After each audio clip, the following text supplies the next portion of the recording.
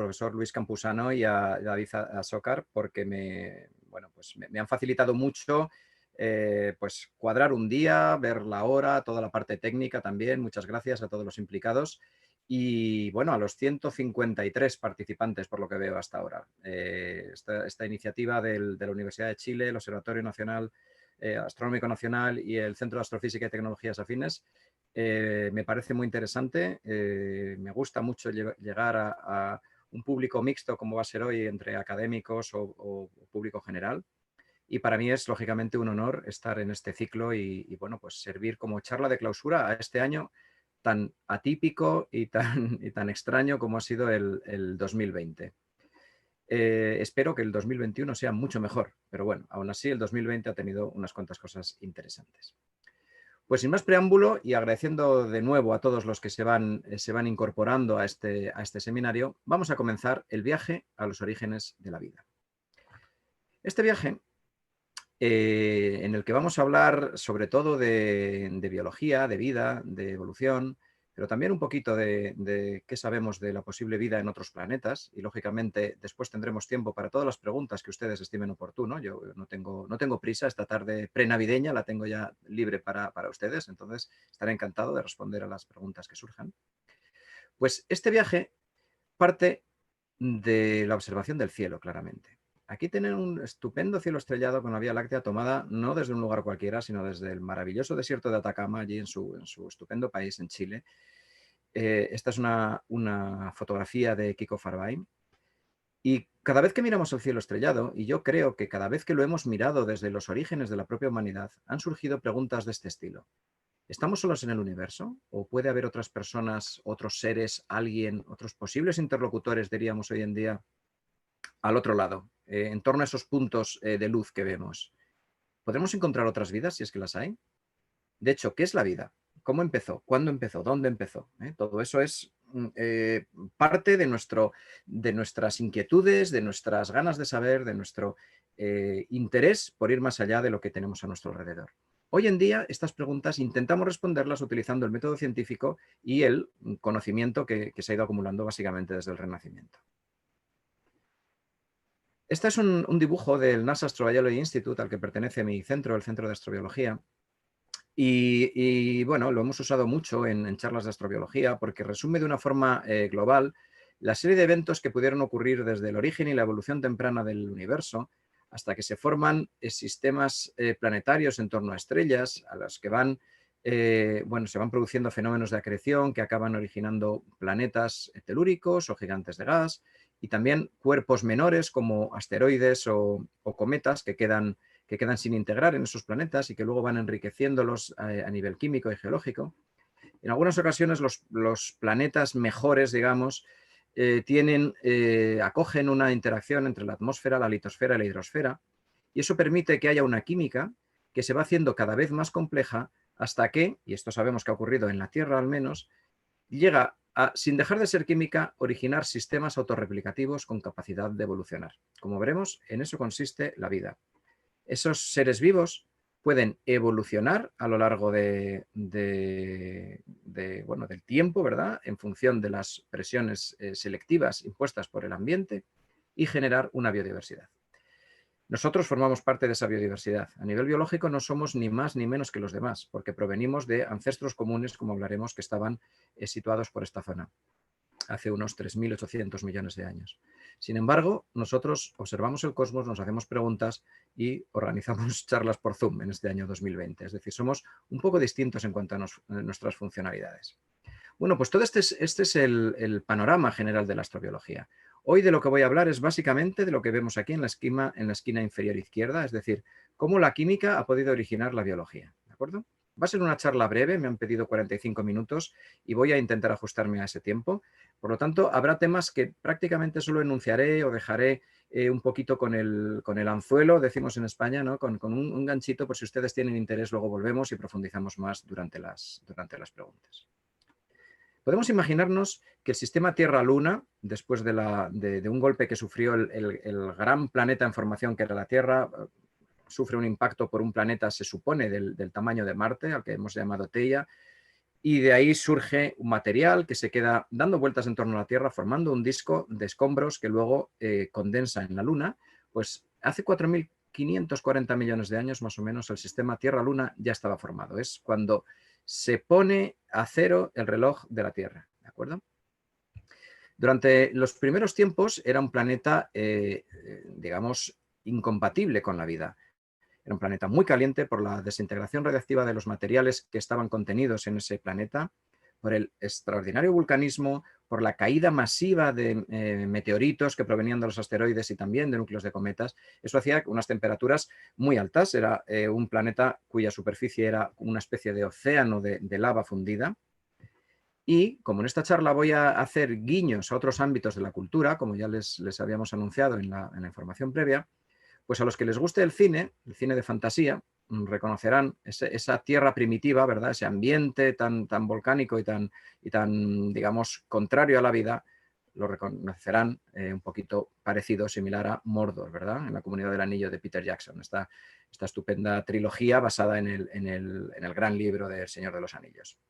Bueno, pues la Tierra era como Mordor en esa época. ¿Qué ocurre?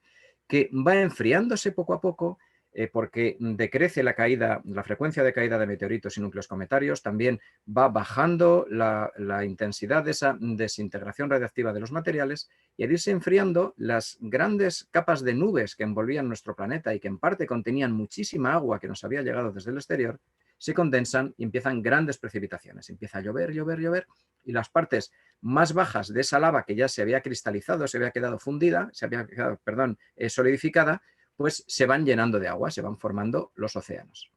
Algo así podría ser nuestro planeta quizá hace ya 4.300 millones de años.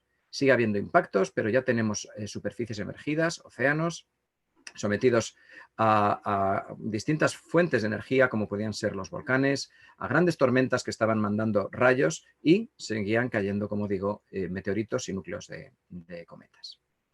En uno de los últimos libros que he escrito con mis amigos y compañeros Alberto Fernández Soto y José María Bermúdez de Castro, le pedimos al ilustrador Eduardo Saiz que mostrara en un único dibujo todos los ambientes que podía haber en ese planeta, digamos, joven, en esa Tierra temprana, hace ya unos 3.850 millones de años. Ese es un momento en el que ya prácticamente han terminado lo que llamamos el bombardeo masivo tardío de meteoritos y cometas. Entonces ya estaba la Tierra bastante más tranquila.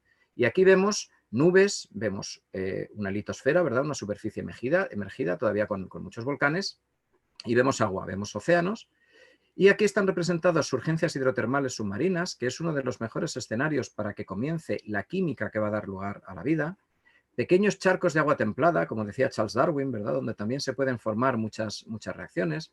Caídas de meteoritos que están aportando material y también están aportando un repertorio químico cada vez más rico a esa sopa primitiva, que como diría Alexander Oparin, luego veremos a Oparin, pues esa sopa primitiva que se estaba cocinando en la Tierra. Entonces, lo que vemos aquí es una gran cantidad de microambientes, de lugares que podían formar como distintos laboratorios químicos en los que se irían formando moléculas cada vez más complejas y por combinación de estas moléculas acabarían originándose los seres vivos, ¿de acuerdo? Entonces, cuando pensamos en Tierra temprana, es muy recomendable que pensemos en este tipo de dibujos, ¿de acuerdo?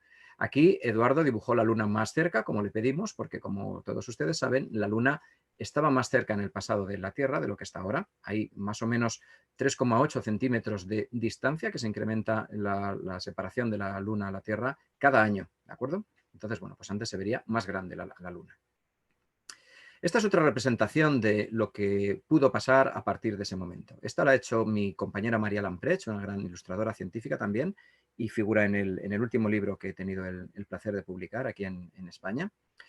Lo que ven aquí es una serie de eventos también del cosmos, una Tierra primitiva representada por los volcanes, tormentas y caídas de meteoritos y núcleos cometarios, y una serie de moléculas, ahora entraremos un poquito más en detalle, que en un medio acuoso van a acabar dando lugar a los primeros seres vivos que evolucionan, que generan eucariotas y que con el tiempo acabarán dando lugar a toda la biodiversidad actual, ¿de acuerdo? Entonces, bueno, esta es la serie de procesos que ocurren al principio y en los cuales, como ven, están implicados conceptos físicos, geológicos, hidrológicos, químicos, bioquímicos, biológicos. Por lo tanto, es necesario que muchas disciplinas distintas colaboremos en el estudio de estos procesos. Por eso la astrobiología es necesariamente una ciencia muy interdisciplinar.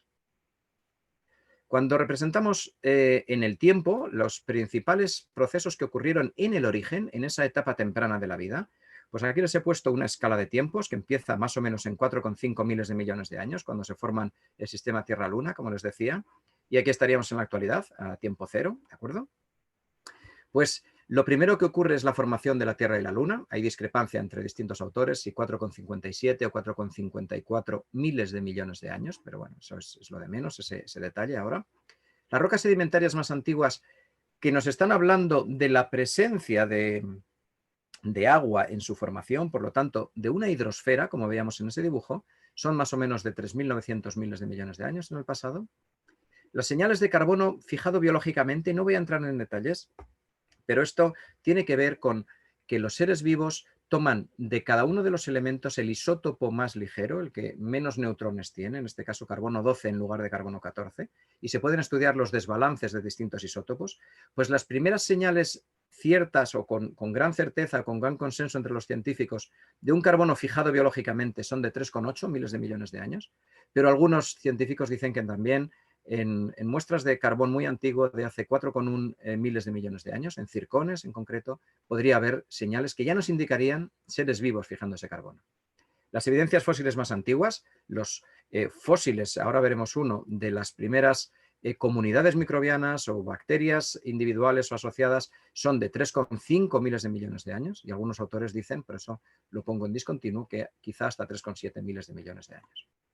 Bueno, esto nos plantea un escenario temporal en el que el origen de la vida se tuvo que producir probablemente en este cuadrado que he pintado de amarillo oscuro, que queda a la derecha o más cerca a nivel temporal de este cuadradito rojo. No les he contado que son estos dos cuadraditos rojos, son las épocas en las que cayó con más intensidad meteoritos y núcleos de cometas a nuestro planeta. Son las épocas de bombardeo masivo meteorítico.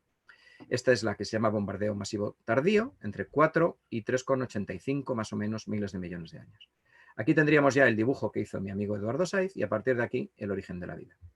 Aquí he puesto un recuadro un poquito más a la izquierda y amarillo claro, queriendo indicar que seguramente en esta época ya la química había estado, digamos, dando procesos que en combinación con las moléculas que fueran llegando de meteoritos y núcleos de cometas, podrían haber generado un repertorio cada vez más rico de biomoléculas que acabaran dando lugar a la vida. Es decir, toda esta época es la fundamental para lo que ocurrió en nuestro planeta y que lo ha convertido en un lugar maravilloso como conocemos en la actualidad. Esto hizo que se pasara de un mundo geológico a un mundo químico a un mundo biológico. ¿De acuerdo? La pregunta que nos hacemos en astrobiología es, ¿algo parecido a esto puede haber ocurrido en otros lugares del universo? Y esa es una de las grandes preguntas, ¿verdad? Si, en el fondo, si estamos solos o no estamos solos. Bueno, cuando se utiliza una analogía que ya utilizaba Carl Sagan al hablar de las distintas edades del universo. Carl Sagan es uno de los científicos y divulgadores científicos que yo más admiro y bueno, pues este año además estamos celebrando, ¿verdad?, el 40 aniversario de su gran obra Cosmos. Pues Carl Sagan utilizaba una especie de calendario desde el origen del universo hasta hoy en día, haciéndolo equivalente a un calendario de los de un año, los convencionales para nosotros, porque eso mentalmente nos sirve muy bien para hacernos a la idea de si una cosa ha ocurrido hace más tiempo o menos tiempo. Yo he puesto un calendario similar para digamos, la duración completa de la Tierra hasta la actualidad. Entonces el sistema Tierra-Luna se formaría el 1 de enero y ahora estaríamos, en el momento actual, estaríamos pues comiéndonos las uvas, ¿no? Aquí en España solemos comer uvas el 31 de diciembre a las 12 de la noche para celebrar el cambio de año, pues eso sería el momento actual. Si hacemos equivaler el año telúrico con el año, digamos, convencional nuestro, la vida aparece más o menos en marzo. Es decir, cuando en el hemisferio norte aparece más o menos la primavera. Cuando comienza la primavera en el hemisferio norte, aparece la vida en el año de la Tierra. Que es una imagen, yo creo, muy poética, ¿verdad? Y sirve para que todos lo recordemos. Y esto nos lleva a plantearnos lo siguiente. Realmente se tardó muy poco tiempo en comparación con la edad de la Tierra en la aparición de la vida. Y esto nos lleva también a plantearnos, luego en las preguntas podemos profundizar más, sobre temas relacionados con el azar, la necesidad, como si había digamos, un determinismo en la química que necesariamente y en poco tiempo diera lugar a la biología. Porque realmente lo que sabemos es que en nuestro planeta eso ocurrió muy pronto. ¿Vale? Luego, ¿qué ocurrió? Pues a partir de entonces, no voy a hablar nada en esta charla porque no daría tiempo, ¿verdad? Pero a partir del origen de la vida, los sistemas van replicándose, acumulando mutaciones, reaccionando en función de las presiones selectivas y haciéndose más diversos y colonizando distintos ambientes en el maravilloso viaje de la evolución biológica. La evolución biológica que nos ha llevado hoy en día a tener una gran biodiversidad a nuestro alrededor. ¿Cómo estudiamos la evolución? Pues estudiamos la evolución analizando formas extintas de vida, y aquí les he puesto simplemente tres ejemplos. Aquí tenemos algunas de los primeros microfósiles que se conocen en el planeta Tierra. Este es el trabajo de Bill Schoff, y esto son fósiles encontrados en rocas de Warrawoona, en Australia Occidental, que tienen 3.500 millones de años. Es decir, al final de ese cuadradito amarillo que les decía, esto ya es una vida microbiana, son bacterias filamentosas, probablemente lo que vemos aquí fosilizado, y ya nos hablarían de seres vivos. Luego aquí tenemos una muestra mucho más cercana, ya después de la explosión cámbrica, ¿verdad? De hace 500 millones de años, un fósil de un maravilloso trilobites. Y aquí tenemos un fósil de un homínido, que es de mi patria chica. Yo aquí en España soy originario de Burgos, donde está el famoso yacimiento de Atapuerca, que muchos de ustedes habrán oído hablar de él. Pues este es Homo heidelbergensis, que es un preneandertal, bueno, del que se ha encontrado una población bastante grande en una de las fosas del yacimiento de Atapuerca, y este fósil tiene 500 millones de años, ¿de acuerdo? Entonces, bueno, perdón, 0,5 millones de años, medio millón de años, perdón. Medio millón de años, 500 millones de años, 3.500 millones de años. A distintas escalas de tiempo podemos estudiar la evolución, y también podemos estudiar la evolución comparando y analizando cómo son los seres vivos que nos rodean en la biosfera actual. Podemos analizar sus morfologías, sus metabolismos, sus genomas, y eso es fundamental durante las últimas décadas, y podemos ver qué tienen en común y, por tanto, qué características tuvieron que haberse iniciado antes. ¿Vale? Eso va a ser importante para algo que vamos a ver más adelante. Es decir, la evolución es lo que nos va a permitir que esa química que ha dado paso a la biología vaya diversificándose y vaya construyendo el árbol de la vida. Eso es algo que debemos a Charles Darwin. Como bien sabemos, la evolución por selección natural es lo que él nos plantea. Wallace había llegado a una solución parecida. En 1852 publicaron un libro juntos, perdón, 1858, pero en 1859 ya, bueno, Charles Darwin, después de ese artículo que habían publicado juntos con Wallace, publica el maravilloso libro El origen de las especies por selección natural. Y desde entonces asumimos lo que Theodosius Dolzhansky, este biólogo evolutivo, decía en 1973, que nada tiene sentido en biología excepto la luz de la evolución. Por lo tanto, cuando vayamos buscando vida fuera de la Tierra, cuando vayamos buscando otros planetas con biología, en el fondo lo que estaremos preguntándonos es si la evolución se está produciendo en esos lugares, ¿de acuerdo? Porque son indistinguibles biología y evolución.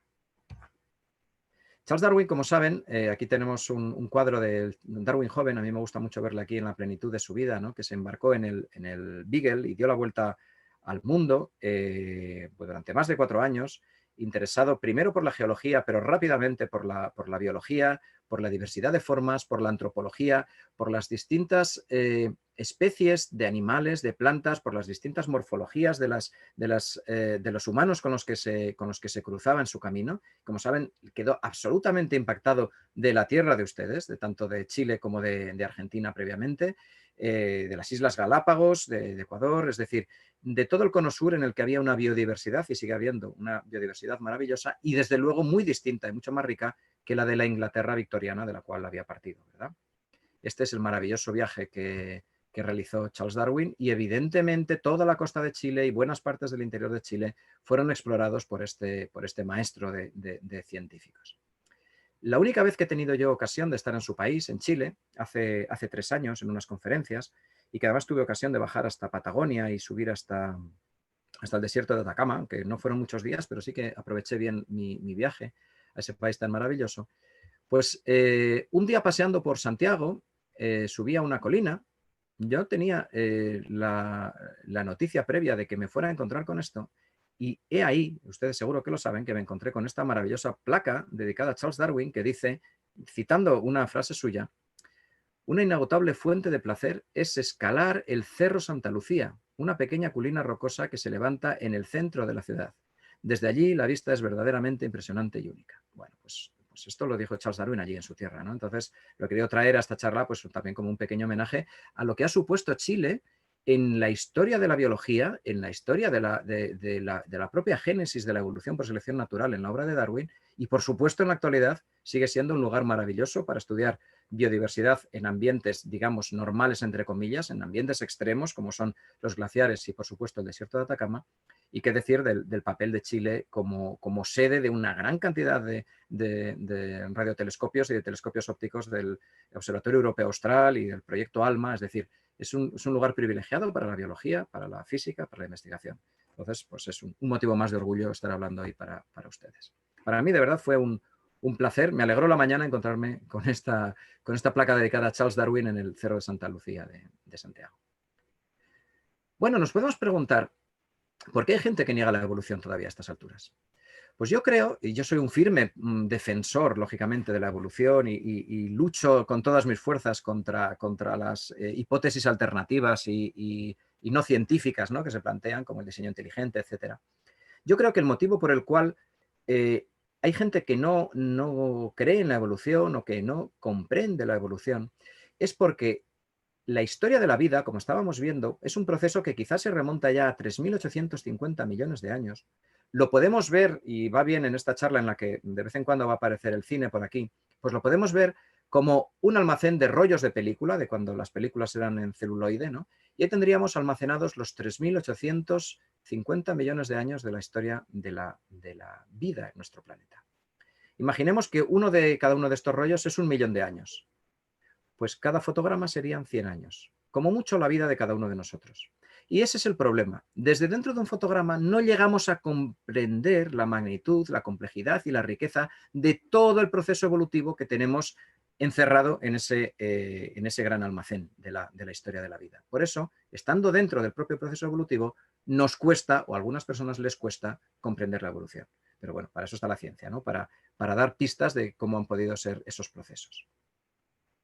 Hay películas maravillosas que se pueden ver en este sentido. A mí me gusta muchísimo La herencia del viento, de Stanley Kramer, es de cine clásico norteamericano de 1960, en el que se plantea claramente esa digamos, tensión entre la evolución y la necesaria enseñanza de la evolución en las escuelas y el diseño inteligente como una hipótesis alternativa, extracientífica y basada en creencias, pero no en evidencias científicas, ¿verdad?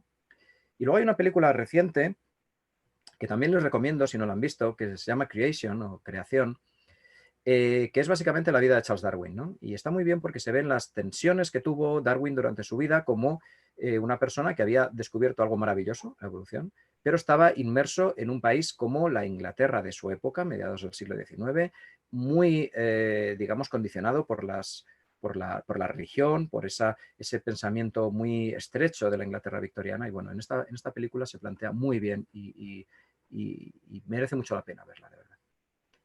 Bueno, ¿qué pasa con la evolución? Pues la evolución va generando una diversidad cada vez más grande, aparecen las eucariotas, no vamos a entrar en cómo se produjo el paso de microorganismos a eucariotas y dentro de estos a pluricelulares. Si quieren las preguntas podemos profundizar en ello.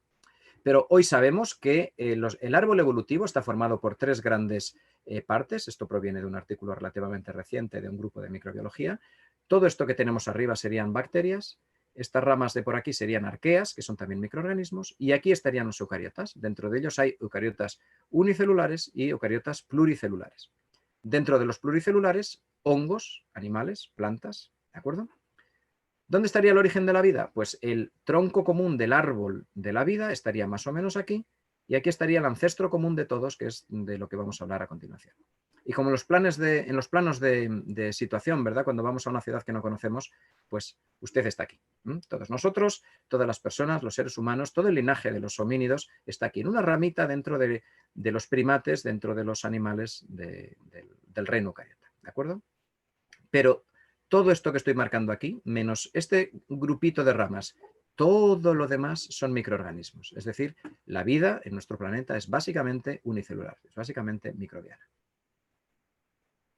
Hay muchas películas que de una u otra forma reflexionan sobre cuál ha sido la trayectoria evolutiva de nuestra especie, partiendo de ese origen común hasta llegar a los eucariotas y luego a los homínidos. Pongo 4 ejemplos nada más aquí. En 2001, Una odisea del espacio, maravillosa película, ¿verdad?, de Stanley Kubrick, basada en una novela de Arthur C. Clarke, de este enorme escritor de ciencia ficción. Pues el comienzo de esta película, ustedes lo saben muy bien, intenta explicar de una forma muy poética y muy creativa esa transición entre el ancestro común de chimpancés y humanos hacia una especie que ya es capaz de manipular el medio, de construir armas y pues a partir de ahí pues se complica, ¿no?, la historia de los humanos.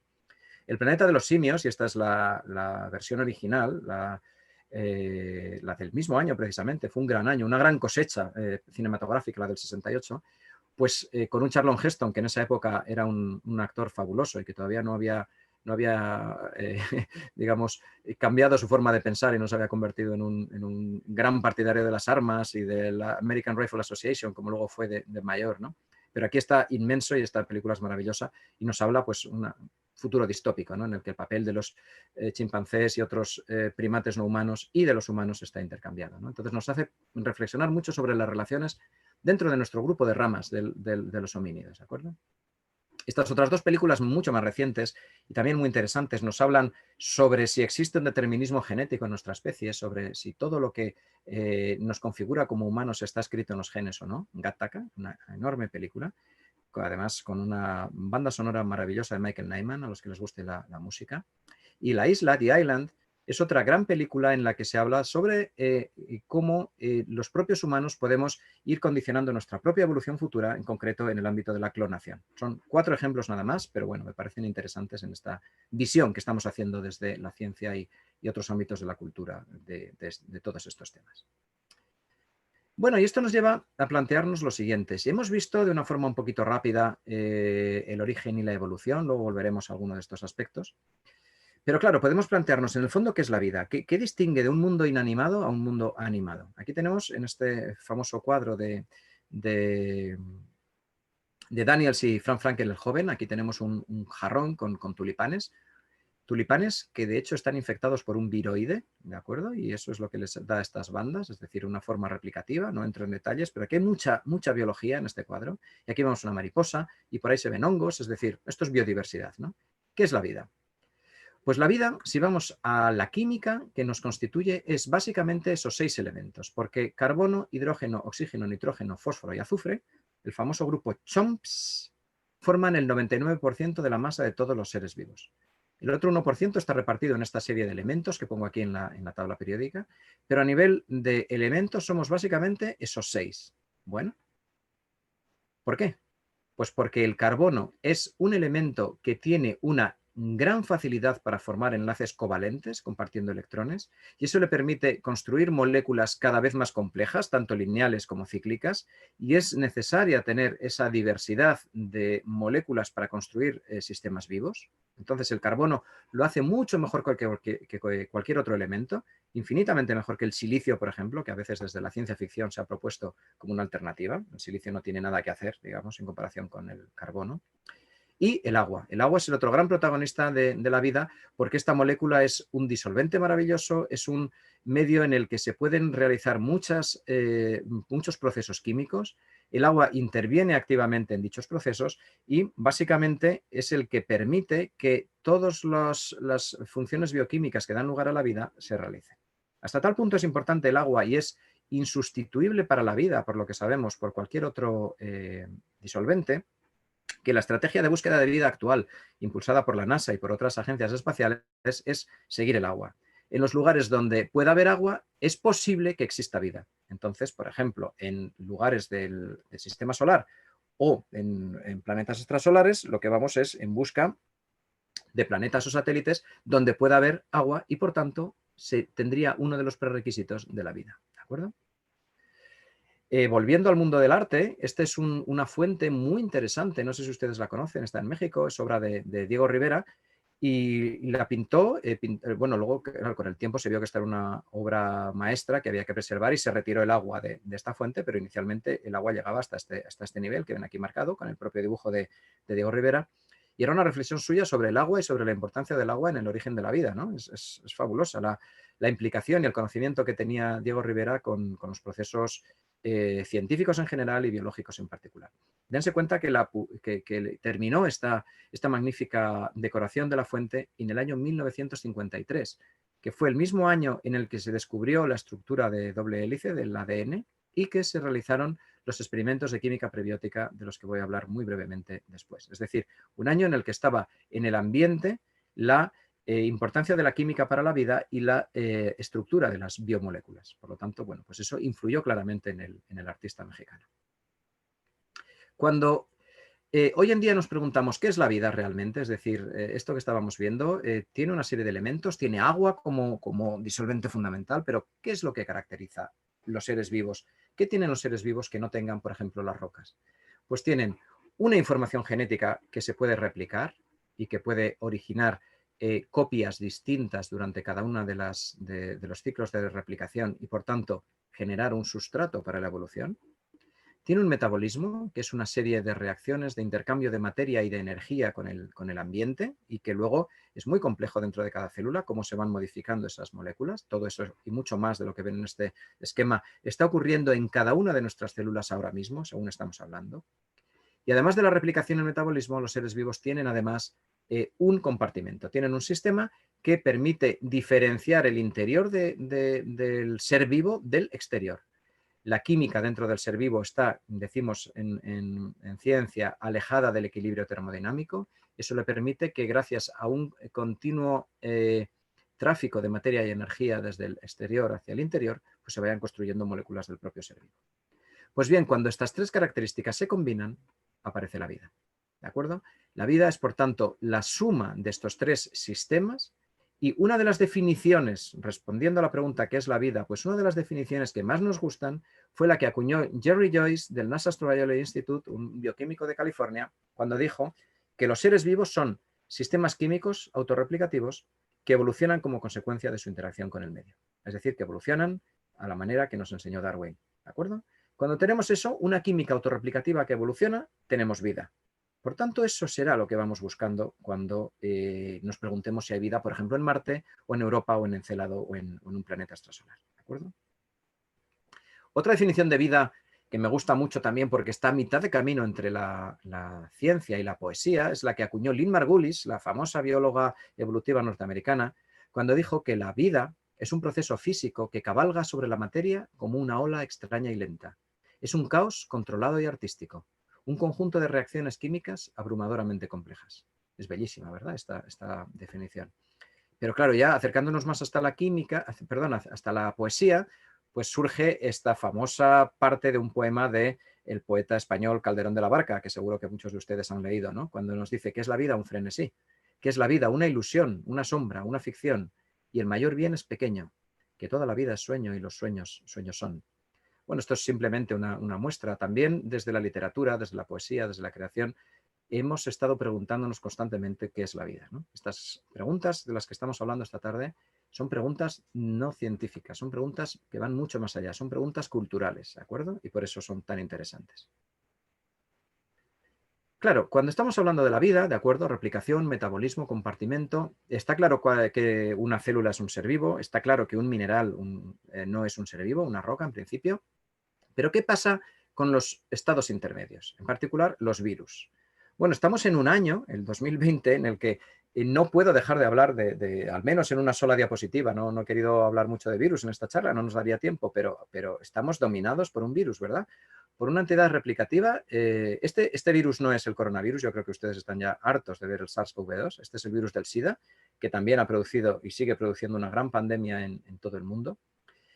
Pues el virus, cualquier virus, está compuesto por una molécula con información genética, que puede ser ADN o ARN, dos tipos de ácidos nucleicos, una protección generalmente de proteínas de ese material genético, una cápsida, un envoltorio proteico, y luego, en ocasiones, una envuelta de lipídica, una membrana que, permite tener, digamos, confinado ese virus durante el tiempo en el que está saltando de una célula a otra. Luego esa membrana, en este caso, se fusiona con la membrana de la célula hospedadora y libera dentro su carga. Claro, cuando vemos los virus, en general cualquier virus, podemos ver que se replican y evolucionan. Está claro, lo estamos viendo hoy en día con la pandemia de COVID-19. Los virus se replican, seguramente algunos de ustedes hayan estado infectados por este virus, espero que de forma asintomática. Se han replicado en ustedes, en muchas células de su cuerpo, en el caso del SARS-CoV-2. Evolucionan, estamos viendo ahora con temor la nueva variante genética que se ha iniciado en el Reino Unido, aparentemente. Es decir, eso es una muestra más de cómo los virus están evolucionando constantemente. Pero lo que también sabemos es que los virus son parásitos celulares obligados. No tienen vida autónoma. Necesitan robar el metabolismo de la célula a la que parasitan, porque no tienen un metabolismo propio. Por lo tanto, si volvemos a esos requisitos para la vida, el hecho de replicarse y evolucionar nos dirían que sí son seres vivos, pero la necesidad de utilizar el metabolismo de un hospedador porque ellos no tienen un metabolismo propio nos diría que no son seres vivos. ¿De acuerdo? Entonces, bueno, pues este siempre es un tema polémico, luego podemos hablar más en las preguntas. Digamos que se sitúan en la escala de grises que hay entre lo vivo y lo no vivo. Y un pasito más, ¿qué necesita la vida? Pues podemos decir, bueno, sabemos de qué está hecha la vida, sabemos un poquito sobre la diversidad de la vida. ¿Qué necesita? Pues hemos visto que agua en estado líquido, fuente de esos elementos mayoritarios de los seres vivos, carbono, nitrógeno, fósforo, azufre, es decir, nutrientes, energía solar o compuestos oxidables, lógicamente, alguna fuente de energía para que esa química eche a andar, y podríamos decir, necesita también oxígeno, un pH neutro, es decir, ni muy ácido ni muy básico, una temperatura moderada, una presión de en torno a una atmósfera y ausencia de radiación. Bueno, esto lo podríamos decir si solo nos miramos a nosotros, si tenemos un prejuicio antropocéntrico en el que pensamos que toda la vida se parece a la vida de la especie Homo sapiens. Esto no es cierto, no necesita eso la vida, nosotros necesitamos eso, pero no la vida, porque la vida como tal, gracias al potencial de la evolución por selección natural, es capaz de desarrollarse en condiciones físico-químicas muy diferentes entre sí. Y eso ha hecho que la vida pueda llegar a colonizar prácticamente todos los lugares conocidos de nuestro planeta, desde selvas tropicales hasta los hielos antárticos, hasta surgencias termales de superficie asociados a altas concentraciones de metales, aquí tienen el Parque Yellowstone, volcanes submarinos que están a kilómetros de profundidad, lugares como Dalol en Etiopía, con alta salinidad, alta acidez y muchísima temperatura. El famoso Río Tinto en España, que es un curso de 90 kilómetros de pH 2 y con muchísimo hierro oxidado en disolución, y por eso tenemos este color rojo tan interesante. O lagunas como esta que ven aquí ustedes, que es muy básica, es prácticamente de lejía. O, por supuesto, lugares tan maravillosos como el desierto de Atacama, allí en Chile, en el que, bueno, pues es uno de los lugares o el lugar de la Tierra con menos precipitaciones y con menos digamos, presencia de agua aparentemente en el ecosistema, aunque hay un ecosistema muy rico que se las ha ingeniado gracias a esa potencia de la evolución por selección natural para vivir con muy poquita agua, ¿de acuerdo? Entonces la vida se adapta a lugares muy extremos. Y esto nos hace pensar, de nuevo, mirando a nuestro planeta en la adaptabilidad de la vida, y mirando fuera del planeta nos hace pensar sobre la posibilidad que puede tener la vida de desarrollarse en lugares del cosmos que realmente son muy extremos, muy distintos a lo que conocemos aquí. Y si vamos hacia el origen de la vida, entonces, con todo esto que hemos visto ahora, ¿qué podemos decir? Pues sabemos que a nivel organizativo, la gran parte de los organismos son bacterias y arqueas, que son dos tipos distintos de células procarióticas sin un núcleo definido. Y hay otros organismos, aquí le he puesto una planta, un hongo y dos especies de animales diferentes, una que es de las que más corre y otra que es de las que más piensa, pues estamos hechos por células eucariotas, ¿de acuerdo? Entonces, en cuanto a la organización de los seres vivos, somos celulares, podemos ser unicelulares o pluricelulares y podemos ser procarióticos o eucarióticos.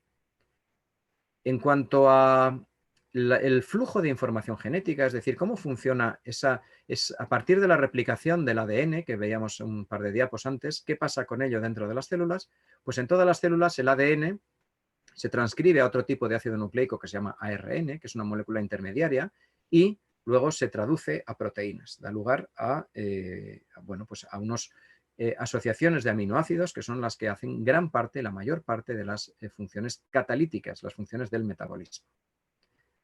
El metabolismo es básicamente igual en todos los seres vivos.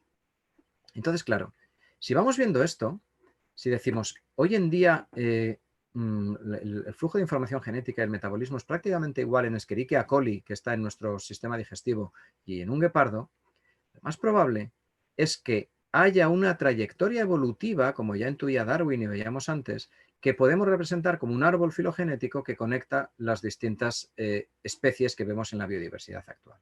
Es decir, pudo existir un antepasado común para toda la vida. En aquel momento lejano en el que la química dio lugar a la biología, poco después se formaría algún tipo de antepasado de alguna especie celular de la cual, con el tiempo y gracias al poder de la evolución, hemos derivado todos. Si representamos este árbol de una manera más extendida, aunque sea también muy simplificada, pues aquí tendríamos los eucariotas, las bacterias y las arqueas, que son las tres grandes asociaciones de ramas en el árbol de la vida. Aquí tendríamos el lugar que ocupamos los multicelulares. Como les decía, somos muy poquitos dentro de los eucariotas. Se considera que en torno al 15% de la biodiversidad total actual son multicelulares, los demás son unicelulares o microorganismos. Y aquí tendríamos ese antepasado común, al que hemos llamado LUCA, porque es el acrónimo en inglés de Last Universal Common Ancestor, ancestro común universal, el último ancestro, antes de que se empezaran a diversificar las ramas del árbol. Pues la investigación hoy en día, en la actualidad, en el siglo XXI, sobre el origen de la vida, tiene que ver con lo que pasó al principio del tronco común del árbol de la vida, la transición de la química a la biología, y los procesos que llevaron hasta la aparición de LUCA, de ese ancestro común. ¿De acuerdo? Por lo tanto, hay pruebas derivadas del análisis de los genes y de los metabolismos que nos dicen que realmente todos derivamos de un ancestro. Y esto es un mensaje muy potente, que se sabe desde más o menos hace 40 años, pero que ya Charles Darwin precisamente había intuido al final del origen de las especies. En el último párrafo de este libro dice, entre otras cosas, probablemente todos los seres orgánicos que alguna vez han vivido en esta tierra han descendido de una forma de vida primordial. ¿De acuerdo? Entonces, dense cuenta la capacidad que tenía el gran naturalista inglés, en parte por todo lo que había ido viendo en Sudamérica, para imaginarse que toda la biodiversidad que existía proviene de un antepasado común. 130 años más tarde, prácticamente, se descubre que efectivamente ese ancestro común existió. Bueno, y aquí estamos todos los demás. Claro, cuando vemos esto, los multicelulares somos una minoría y el mundo biológico, ¿verdad?, es básicamente de microorganismos. Es decir, para estudiar la biodiversidad, lo que más hay que utilizar a nivel morfológico son microscopios, desde este primero de Leeuwenhoek, ¿verdad?, histórico, hasta los microscopios electrónicos actuales. Y además se hacen muchos análisis del metabolismo y de la genética, lógicamente, ¿no? Pero bueno, hablando de microscopios y de vida microbiana, simplemente citar y recordar a otro gran poeta, de su país, al gran Pablo Neruda, en la famosa Oda al laboratorista, ¿no? Cuando se imagina a un científico mirando por el microscopio, observando la vida diminuta que tiene delante y haciéndose grandes preguntas sobre el universo, ¿no? Para mí este es uno de los poemas, digamos, paradigmáticos, ¿no?, de la interacción entre la poesía y la ciencia, ¿no? Hay un hombre escondido, mira con un solo ojo de cíclope eficiente. Son minúsculas cosas, sangre, gotas de agua. Mira y escribe o cuenta, allí en la gota circula un universo. La Vía Láctea tiembla como un pequeño río. Mira el hombre y anota. Bueno, el poema es maravilloso, continúa y seguro que todos ustedes lo conocen. Bueno, vivimos en un mundo de microorganismos que si queremos entender debemos usar el microscopio para acercarnos a ellos.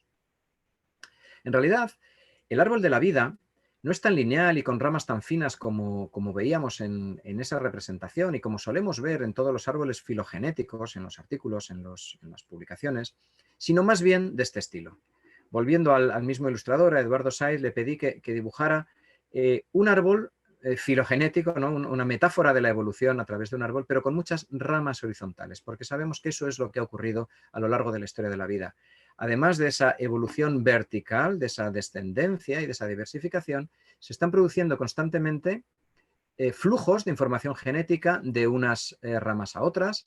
Gracias a eso, por ejemplo, aparecieron los eucariotas y al principio de la vida de los eucariotas, de hecho, lo que les llegó fue el núcleo, probablemente de una arquea, que acabó generando un núcleo citoplasma, o sea, dentro del núcleo citoplasma, un núcleo arqueano y un citoplasma bacteriano, luego llegan algunas estirpes de bacterias que acaban siendo las mitocondrias, luego en los eucariotas fotosintéticos algunas estirpes de cianobacterias con capacidad de hacer la fotosíntesis que acaban generando las plantas.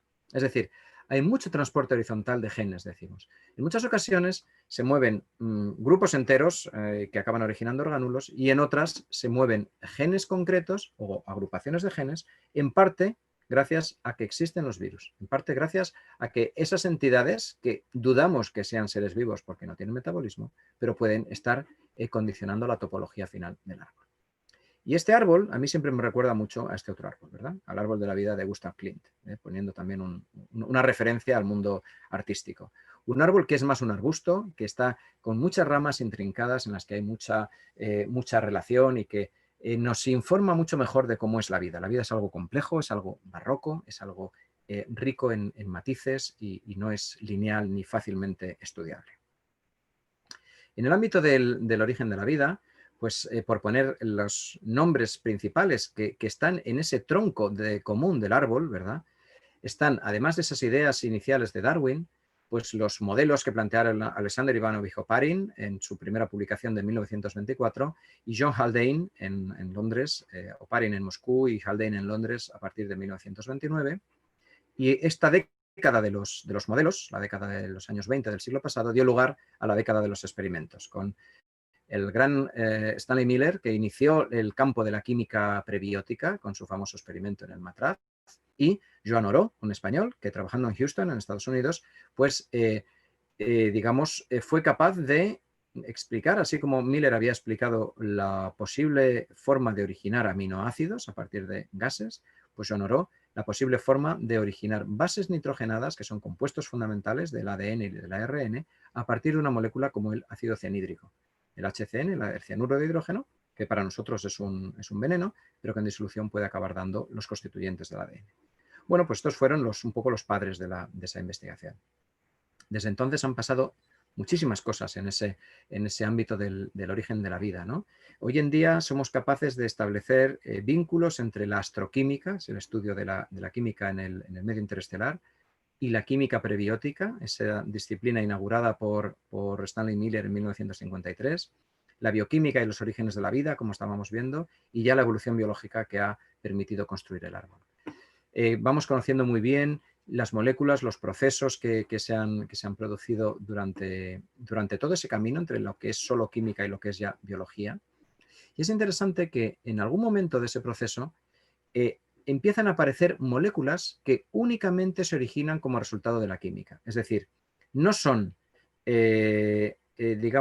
compuestos que pueda generar un planeta o satélite no vivo, sino que tiene que haber seres vivos originándolos. Por ejemplo, imagínense ustedes ADN o ARN, ¿no? Si nosotros vamos a algún lugar como Marte o como el océano subsuperficial de Europa y encontramos ADN, diremos que hemos encontrado vida, porque eso sí que es un biomarcador, es decir, es una molécula inequívocamente biológica. Claro, de cara a la exploración planetaria, esto nos lleva a otra cuestión. Si alguna vez encontramos biomarcadores, ojalá, es decir, moléculas que nos hablan realmente de vida en otros entornos, luego si quieren podemos hablar del fosfano en Venus, ¿no? De esta gran, digamos, y polémica detección de los últimos meses. El fosfano no era un biomarcador, porque el biomarcador necesita, como estoy diciendo, un origen biológico y el fosfano se puede formar en una etapa química, ¿no? Pero si vamos a un lugar y encontramos un biomarcador, lo que tenemos que estar totalmente convencidos es que ese biomarcador no lo hemos llevado nosotros desde la Tierra, es decir, no es un contaminante de nuestras naves, ¿eh? Y eso da lugar a un ámbito muy interesante que se llama protección planetaria. Luego también, si quieren, podemos hablar sobre ello.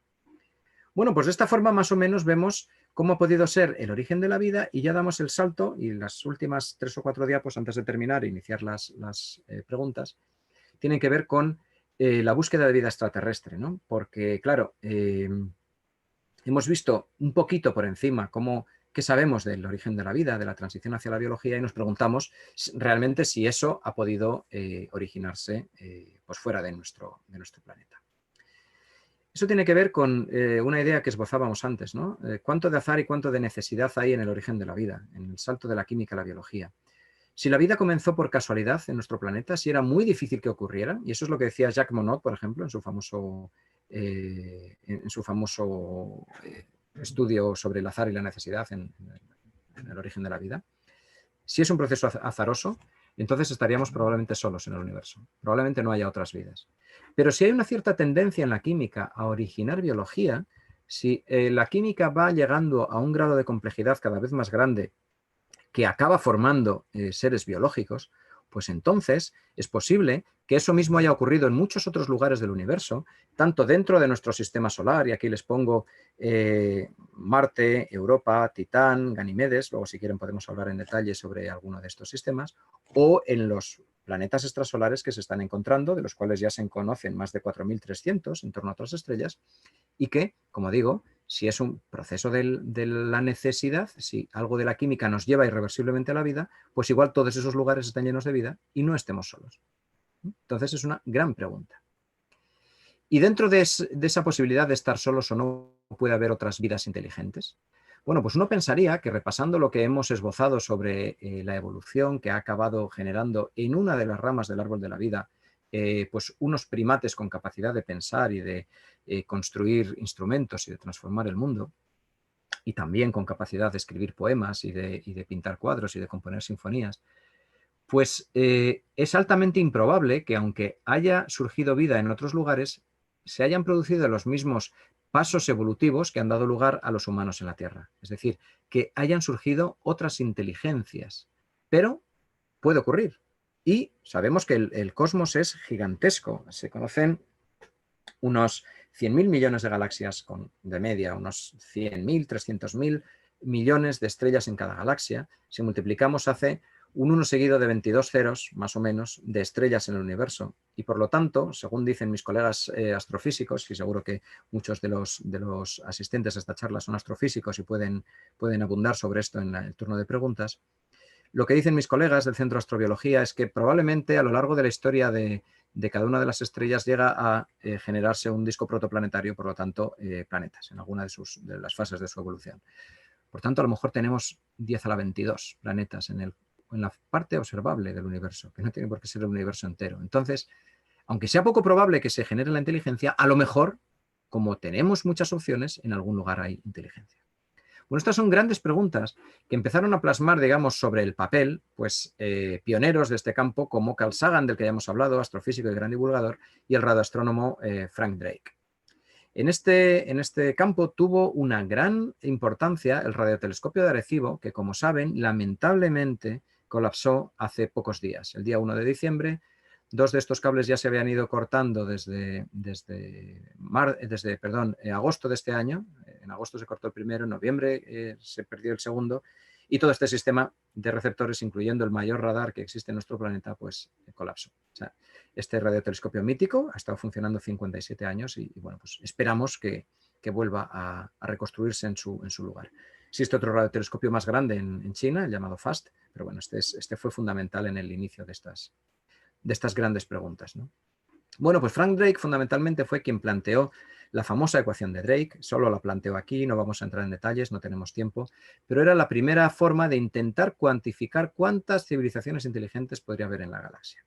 El problema de esta fórmula es que, como vas multiplicando una serie de términos, depende un poco, sobre todo en estos últimos, de lo optimista o pesimista que quieras ser, le pones valores más o menos altos y al final te sale que hay muchas posibilidades de que existan vidas inteligentes en la galaxia o muy pocas. ¿De acuerdo? Ante la posibilidad de que exista alguna, pues los humanos nos hemos comunicado con ellos. Hemos mandado mensajes, y aquí está, por ejemplo, las placas de la Pioneer, o el disco de las Voyager, o el famoso mensaje de Arecibo mandado en 1974. Y también nos hemos mantenido a la escucha a ver qué tipo de radiaciones electromagnéticas provienen del cosmos, y nunca hemos obtenido, digamos, un mensaje, una llamada de otra civilización extraterrestre. Lo más parecido fue la famosa señal WOW, que se captó por un pico de emisión de radiación electromagnética desde un lugar concreto del cosmos, pero que no ha podido ser repetida nunca más. Entonces, bueno, se supone que fue un error experimental o probablemente un reflejo por algún trozo de chatarra espacial de una radiación previamente producida en nuestro planeta. Y claro, la búsqueda de vida inteligente, y volviendo por última vez ya al cine en esta presentación, ha dado lugar a toda la maravillosa historia de la ciencia ficción, ¿no? Con películas más o menos realistas o más o menos imaginativas, mejor y peor realizadas. Aquí les pongo 4 que me gustan especialmente. Encuentros en la tercera fase, E.T., la famosa película E.T., que lejos de ser, a mi modo de ver, una película solo para niños, nos está planteando el tipo de interlocutor que nos gustaría tener, un ser que piensa como nosotros y de hecho que tiene mucha empatía por nosotros mismos, ¿no? Con un cerebro muy parecido al nuestro. Eso sería ideal para poder comunicarnos, pero quizá no podamos llegar a encontrar nada parecido, lógicamente, ¿no? La película Contact, maravillosa también, basada en un libro, vamos, ideado y escrito previamente por Carl Sagan. Y Arrival, La llegada, que nos plantea el problema estupendo y muy profundo a nivel también filosófico. ¿Qué ocurre si llega una civilización con capacidad de establecer un contacto con nosotros, pero no entendemos qué nos dicen, porque no tenemos un lenguaje común?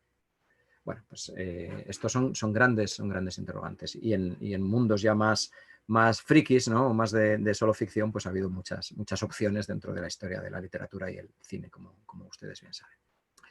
Y ya termino con esta reflexión sobre la posibilidad de vida inteligente. Esto es un microrelato de James Miller, que fue ilustrado por Oatmeal, en el que una niña le pregunta al oráculo: oráculo, ¿estamos solos en el universo? Y el oráculo le dice: sí, sí lo estamos.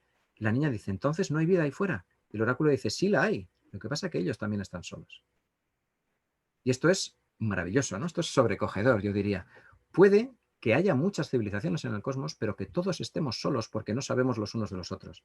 Quizá porque estamos demasiado lejos, o quizá porque hay un desfase temporal que ha hecho que esa maravillosa construcción de la vida que hemos estado repasando, desde la química hasta las células y luego hasta una vida pensante, ha estado desfasada en distintos lugares. Y, por ejemplo, nos han estado llegando señales electromagnéticas aquí mucho antes de que tuviéramos capacidad de captarla con nuestros receptores. Entonces puede que haya otras vidas, incluso otras vidas inteligentes, pero que todos estemos solos. Mientras tanto, seguiremos a la escucha, seguiremos escrutando el universo, y aquí les pongo una magnífica fotografía. Volvemos al cielo estrellado, a la Vía Láctea, y aquí con la red de radiotelescopios ALMA en Atacama, en los lugares privilegiados que tienen ustedes para observar el cosmos. Y una última reflexión. Tanto desde la ciencia como desde el arte podemos hacernos estas preguntas, como hemos estado viendo. La búsqueda de respuestas a si estamos solos, a cómo empezó la vida, a cuántas vidas hay en el universo, es una aventura cultural. Es una aventura que requiere romper los límites que aparentemente existen entre la ciencia, las artes, las humanidades. Porque, como nos decía el gran escritor Arthur C. Clarke, del que hablábamos antes, a veces creo que hay vida en otros planetas y a veces pienso que no. En cualquiera de los dos casos, la conclusión es asombrosa. Y eso es todo. Muchas gracias por su atención y estoy abierto a las preguntas que me quieran hacer. Excelente, profesor Carlos Briones. Muchas gracias por esa extraordinaria charla magistral de los orígenes de la vida. Como les dijimos por el chat, les pedimos por favor que aquellos que tengan preguntas las puedan ir dejando en el chat. Algunos ya han hecho su tarea y ya tengo las primeras preguntas. Muy bien. Así que voy a leer la primera, que es de Benjamín Lizana y que pregunta: hola, soy Benjamín de Peñalolén, Santiago. ¿Será que el universo tiene límite y solo sea un montón de partículas que crean que se refleje lo que hay? Ese es su comentario. Esta es una pregunta más para un astrofísico o un cosmólogo que para mí, ¿no? Probablemente el universo tiene límites, sí, no es infinito. Eso es lo que me cuentan a mí los expertos, pero que tercie algún astrofísico que haya entre la audiencia, ¿no? De hecho, la parte observable del universo para nosotros surge con el Big Bang hace unos 13.700 millones de años, y eso delimita la esfera desde nuestro punto de vista que nosotros podemos observar. Pero que solo podamos observar o tener información de ese universo no quiere decir que sea todo el universo, ¿no? Entonces, bueno, pues lo que vamos conociendo es la gran cantidad de estrellas, y algunas de ellas con sistemas planetarios, lógicamente, quizá todas con sistemas planetarios, como decía, que hay en nuestra galaxia, y también vamos sabiendo de muchísimas galaxias que forman, bueno, el grupo local y todas las superestructuras del cosmos. En cuanto a la búsqueda de vida, nos centramos, lógicamente, de momento, en las estrellas que tenemos más cerca, y más cerca quiere decir desde 4,2 años luz, a la que está Alfa Centauri, la estrella más cercana, hasta cientos o miles de años luz de las estrellas más lejanas, de las que podemos obtener datos relacionados con la posibilidad de que existan planetas en nuestra galaxia. Pero bueno, ya hay algunas publicaciones que hablan de la posible detección de planetas en torno a estrellas de otras galaxias, porque es posible ver fluctuaciones de brillo, hay distintas técnicas para detectar planetas extrasolares y en algunos casos ya se empiezan digamos, a asociar con la posibilidad de existencia de planetas en otras galaxias. Evidentemente lo sabrá, es cuestión de tiempo que tengamos acceso a ellos. Acceso de información. Otra cosa será el acceso, poder ir con nuestras naves o con nuestros rovers, que eso probablemente no ocurra nunca. Eso es otro tema interesante también, pero así como en nuestro vecindario cósmico, ¿no? En el sistema solar, podemos ir allí con nuestros robots y lo estamos haciendo constantemente, por ejemplo, rumbo a Marte. Ahora mismo, mientras estamos hablando, hay 3 misiones yendo hacia Marte, una norteamericana, una de China y una de Emiratos Árabes Unidos. Podemos ir a los satélites de Júpiter y de Saturno, evidentemente a Venus, a Mercurio, podemos ir a los confines del sistema solar, las sondas Voyager ya han abandonado el sistema solar, pero con la tecnología actual llegar a un planeta extrasolar, aunque sea el más cercano a nosotros, parece imposible. Bueno, hay autores que dicen que sí, pero hay otros muchos que dicen que no. Ya veremos qué pasa. Profesor, vienen hartas preguntas, así que le voy a pedir que sea conciso en las respuestas porque hay mucha gente que tiene Muchas muchas preguntas. interrogantes. Pues si hay muchas preguntas, entonces seré breve en las respuestas. Hay un universo de preguntas, literalmente. Muy bien. Aquí tenemos Francisco Sidney, que es del norte de Brasil, indica, he visto que los científicos buscan vida fuera de la Tierra, que sean hechas tanto de carbono como de silicio. ¿Esa información es verdadera o no? Bueno, buscamos vida fuera de la Tierra, evidentemente, como decía, en el sistema solar y en otros planetas extrasolares. Y por lo que sabemos y por lo que nos dice la química, que haya una química tan compleja como para que haya dado la vida, dependerá de que esté basada en el carbono. Una vida basada en el silicio no la vemos viable a nivel químico. Entonces nos centramos en buscar sistemas que puedan tener agua y carbono como requisitos para la vida. Perfecto. Natalie Naveas, desde Santiago, pregunta, ¿cuáles son los estudios más recientes que se están haciendo sobre la vida en ambientes extremos? Pues están haciendo muchos. En esa diapositiva, claro, tampoco teníamos tiempo en esta charla de hablar en profundidad sobre ambientes extremos, pero al menos sí que he querido poner esa diapositiva con una serie de lugares muy interesantes, ¿no? Todos ellos se están estudiando en profundidad. Se están estudiando lugares con pHs muy ácidos, muy básicos, mucha temperatura, muy poca temperatura, muy poca agua, como es el caso de Atacama, mucha presión, como es el fondo de las fosas atlánticas, por ejemplo, o muy poca presión. En el exterior de la Estación Espacial Internacional se hacen experimentos con extremófilos que viven casi en el vacío espacial. Mucha temperatura, hasta 130 grados de temperatura en las urgencias hidrotermales submarinas. Muy baja temperatura, hasta 30 grados bajo cero en la Antártida. Es decir, todos esos extremos se están explorando. Se ve qué biodiversidad molecular hay, qué biodiversidad microbiana, qué composición molecular de esos microorganismos, y es un campo muy, muy, muy potente en astrobiología y en microbiología. Perfecto. Aquí tenemos a Catalina Mora, que pregunta, buenas tardes, profesor Carlos Briones. Soy Sofía Jesús desde Santiago de Chile. Ella pregunta, ¿qué elementos químicos de los cuales está conformado el ser humano compartimos con el universo? Bueno, todos. Claro, nosotros somos el producto de la química del universo. No hay ningún elemento que esté en nosotros que no esté en la tabla periódica. Y la tabla periódica es lo que ha ido construyendo el universo a base de, bueno, el hidrógeno, helio y poquito más se originan en el Big Bang, pero a partir de ahí son las distintas generaciones de estrellas las que van enriqueciendo el cosmos de distintos elementos químicos. La vida está hecha de los elementos más representados en el cosmos, con la excepción del helio, porque el helio es un gas noble que no reacciona prácticamente, y de esos chunks, de esos 6 elementos que son fundamentales en toda la vida, incluida la vida nuestra, el único menos el que es menos mayoritario de todos, digamos, es el fósforo. Los otros son muy, muy comunes. Entonces parece que la vida ha escogido entre lo más común del repertorio químico que teníamos.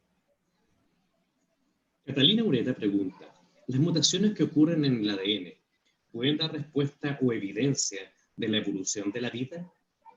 Por supuesto que sí. En las mutaciones, digamos, todos los sistemas de copia de ácidos nucleicos basados en proteínas, que son ADN polimerasas en el caso de las células, o ARN polimerasas para los virus con genoma de ARN, como es el caso del coronavirus que tenemos ahora en nuestras vidas, pues estos sistemas de copia siempre cometen errores, siempre producen mutaciones. Entonces, eso hace que se genere una diversidad que al final produce la evolución y que ha ido generando ese árbol que hemos visto en varias de las diapositivas esta tarde. Pero, además, el hecho de que existan esas mutaciones nos permite a los científicos comparar la secuencia de los genes y investigar el propio proceso evolutivo. Es decir, lo que genera la evolución nos permite investigar la evolución. Y, por ejemplo, ahora lo estamos viendo todos los días en nuestras revistas científicas y también en nuestros medios de información. Estamos viendo distintas variantes, distintos mutantes de este virus que se están generando por la propia replicación dentro de nuestras células y que nos habla de la evolución y que nos permite reconstruir su propia historia. Pregunta Andrés Morales, si el ADN no tiene homeostasis ni tampoco crece, ¿se puede considerar como vida? Pues mira, el ADN, el ARN y las proteínas son biomoléculas fundamentales para la vida, pero en sí misma no son vida. Lo que más se parece a un sistema que pueda generar vida de esas tres moléculas es el ARN. Hoy no he hablado mucho, pero el ARN, esa molécula que ahora vemos intermediaria entre el ADN y las proteínas, tiene las características de poder tener información genética y además poder hacer reacciones metabólicas. Entonces se piensa que en esa etapa anterior a LUCA, incluso, en la interfaz entre la química de la que hablábamos y LUCA, el ancestro de todos, podía haber células muy sencillas basadas en ARN. No quiere decir que una molécula del ARN fuera viva, sino que podía haber un compartimento que tenía ARNs que formaban el genoma y otros ARNs que hacían metabolismo. Entonces, el ARN sería, digamos, fundamental para esa vida temprana, antes de que aparecieran las proteínas y el ADN. Carlos Alberto Garrido Rojas pregunta, bueno, y primero que nada dice, excelente charla, muchas gracias. Muchas Mi gracias. consulta esta es la consulta de Carlos.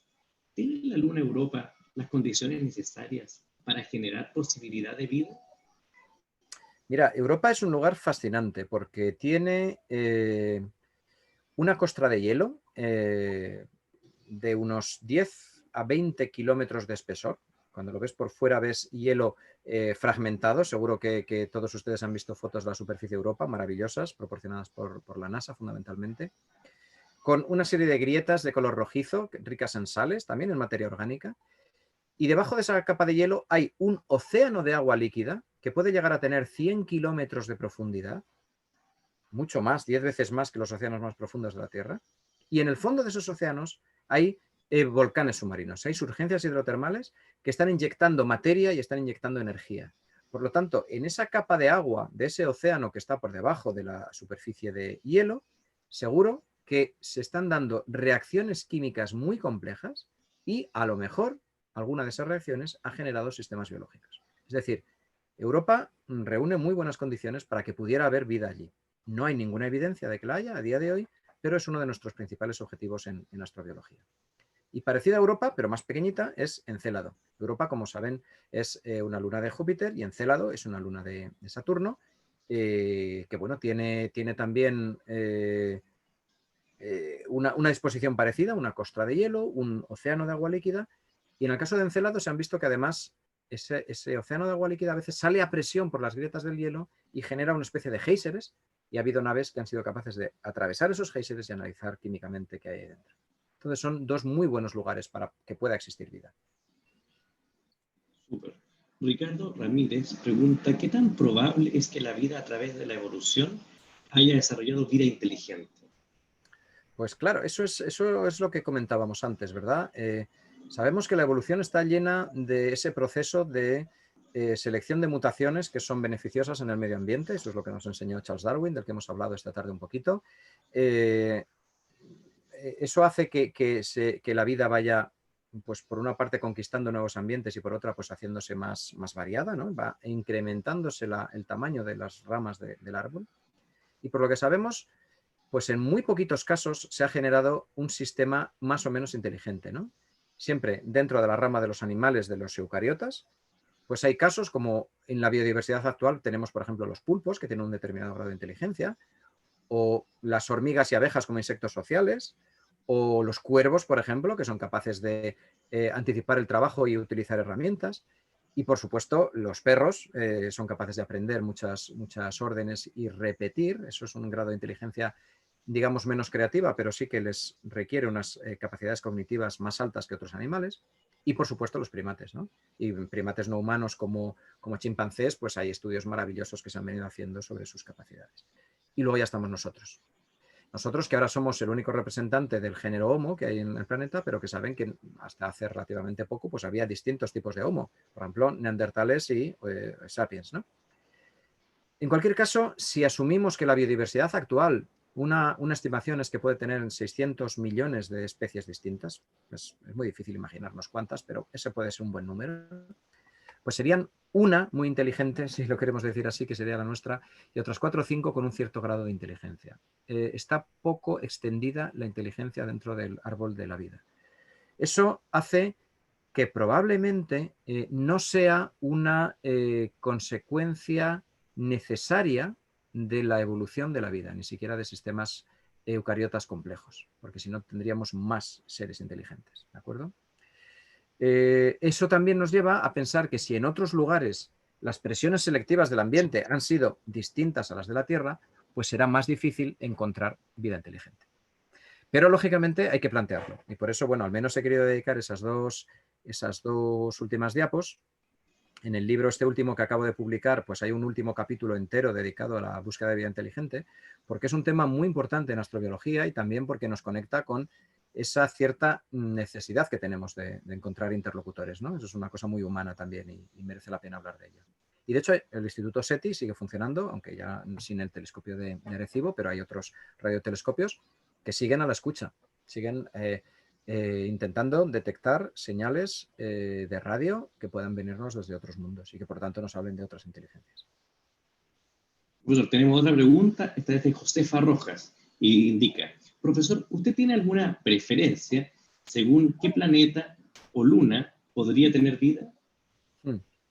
Pues sí, a mí me gusta mucho, hombre, Marte evidentemente me gusta mucho, de hecho es el más explorado, ¿no? por rovers, por misiones, por orbitadores de todo el sistema solar. Pero a lo mejor como Marte tuvo una trayectoria geológica que empezó como la Tierra más o menos, y cuando aquí estaba empezando la vida, en ese dibujo que veíamos al principio hecho por Eduardo Saiz de un mundo con rocas y mares, pues algo así era Marte hace, vamos a decir, 3.800 millones de años o 4.000 millones de años. Era un mundo en el que toda la parte del hemisferio norte estaba dominado por un gran océano. Pero ¿qué pasa? Que Marte es un planeta más pequeño, se solidificó el núcleo. Al solidificarse el núcleo deja de funcionar como una dinamo, deja de generar un campo magnético. Entonces ya sin campo magnético entra la radiación de alta energía del Sol, eso barre la atmósfera, a falta de presión se evaporan los océanos y hoy en día Marte es un mundo desértico y helado, ¿no? La temperatura media de Marte de la superficie de Marte es de 55 grados bajo cero. Entonces, bueno, pues Marte a lo mejor es un buen lugar para que haya señales de vida pasada. Igual hubo vida en el pasado, pero actualmente no. En cuanto a vida actual, para mí mis principales candidatos son los que hablaba antes, las lunas Europa de Júpiter y Encélado de Saturno. Porque sabemos que tienen agua líquida en la actualidad y porque además tienen esa fuente de energía que les viene del interior, a la vez están protegidas del exceso de radiación por la capa de hielo y por lo tanto tienen muchas de las características que pensamos que son fundamentales para la vida. Tenemos otra pregunta aquí de Camila Maide Pedreros, que pregunta, ¿cómo pudo surgir o formarse el agua? ¿Cuáles han sido los primeros indicios de esta molécula? Bueno, dentro de las moléculas que hay en el universo, ya después de los átomos, ¿no? Los átomos se forman, o sea, el estudio de la evolución química del universo es fabuloso y también excede los límites temporales que tenemos en esta charla. Pero una vez que se van formando los átomos, algunos interaccionan entre sí, el helio no, porque es un gas noble que no tiende a interaccionar con nadie, pero el hidrógeno sí, el hidrógeno forma moléculas H2, moléculas de hidrógeno, y el oxígeno es también muy abundante, Entonces, en cuanto hay una energía suficiente, interacciona el hidrógeno con el oxígeno y forman moléculas de agua. El caso es que el agua se formó relativamente pronto dentro de la evolución ya química, no atómica, sino química del universo, y está tremendamente extendida por el cosmos. Está en estado gaseoso, líquido y sólido en muchos lugares. Entonces, bueno, pues parece que la vida no ha escogido un disolvente muy extraño ni muy poco frecuente de encontrar en el cosmos, sino que, bueno, pues probablemente ha basado su química en lo que más había. Lo que más había en la Tierra temprana a nivel de líquidos era agua, y por lo que estamos viendo también en otros planetas, también en otros satélites, también en planetas extrasolares en los que ya se puede intuir que pueden tener agua porque están a la distancia adecuada de su estrella, lo que se llama la banda de habitabilidad.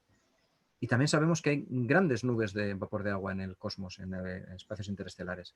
Entonces, bueno, pues el agua se formó pronto y es tremendamente abundante. Por eso seguimos el agua, la pista del agua, cuando intentamos encontrar nuevas vidas. Alex Lepe pregunta, hola, buenas, si se llegara a encontrar vida en Marte, Europa o cualquier planeta o satélite que está en investigación, ¿cuál sería el siguiente paso en este ámbito? ¿Intervenir dicha evidencia o dejar su curso natural? Excelente su charla. Muchas gracias, gracias y excelente la pregunta también, porque fíjate, estábamos hablando antes de Carl Sagan, ¿no? Seguro que muchos de ustedes han leído Cosmos de Carl Sagan, este libro publicado hace 40 años y que para mí es uno de los libros de referencia. Él decía, si existe vida en Marte, en ese libro dice, si existe vida en Marte, Marte es de los marcianos, ¿no? Ellos, esas formas de vida, aunque sean microorganismos, son los dueños de su planeta, ¿no? No estamos, digamos, capacitados ni autorizados para ir a Marte a alterar esa vida, ¿de acuerdo? Sería el equivalente a lo que hemos hecho aquí, alterando muchos ecosistemas, ¿verdad? Y eso es evidente, lo que supuso, por ejemplo, la llegada de los europeos a América en el siglo XV o los británicos en particular, españoles, portugueses a América, británicos, franceses a África, es decir, ir colonizando otros ecosistemas distintos y los cambios que se producen, ¿no? Pues más grave sería si existiera un ecosistema, por ejemplo, en Marte o en Europa o en Encélado o en otro lugar.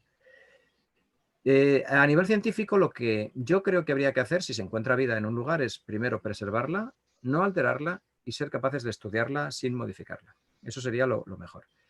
¿Qué ocurre? Que yo no sé si solo los científicos vamos a estar interesados en la exploración espacial. Probablemente no, ¿verdad? Y ya lo estamos viendo. Hay un interés también muy alto hacia la exploración espacial por parte de empresas que, bueno, al ser empresas, lógicamente, quieren rentabilizar sus inversiones, ahí no hay nada que objetar, pero que probablemente tengan interés en la explotación de los recursos mineros, el famoso helio 3 de la Luna, por ejemplo, y otros recursos, por ejemplo, en Marte. Y entonces probablemente se acabe planteando un conflicto entre la exploración y la explotación. Una letra solo cambia mucho en el verbo, explorar o explotar.